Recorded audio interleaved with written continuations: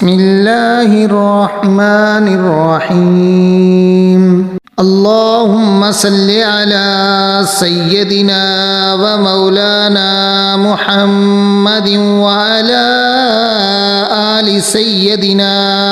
ومولانا محمد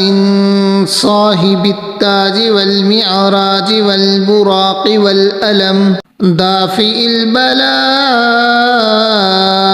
والوباء والقحط والمرض والألم اسمه مكتوب مرفوع مشفوع منقوش في اللوح والقلم سيد العرب والأجم جسمه مقدس معطر مطهر منور في البيت والحرم شمس الضحى بدر الدجى صدر الأولى نور الهدى كهف الورى مصباح الظلم جميل الشيم شفيع الأمم صاحب الجود والكرم والله عاصمه وجبريل خادمه والبراق مركبه والمعراج سفره وسدرة المنتهى مقامه وقاب قوسين مطلوبه والمطلوب مقصوده والمقصود موجوده سيد المرسلين خاتم النبيين شفيع المذنبين أنيس الغريبين رحمة للعالمين راحة العاشقين مراد المشتاقين شمس العارفين سراج السالكين مصباح المقربين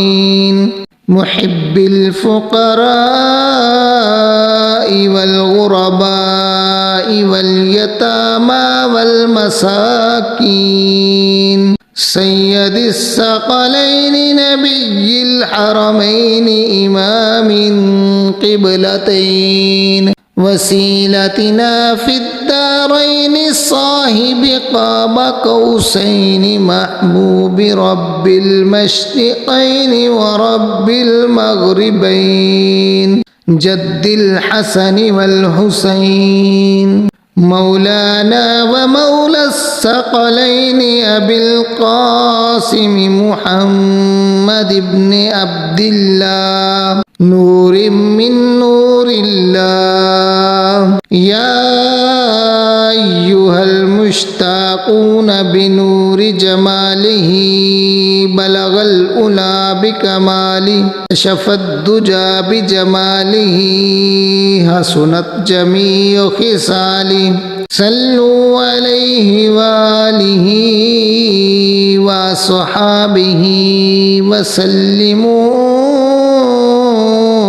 تسليما كثيرا كثيرا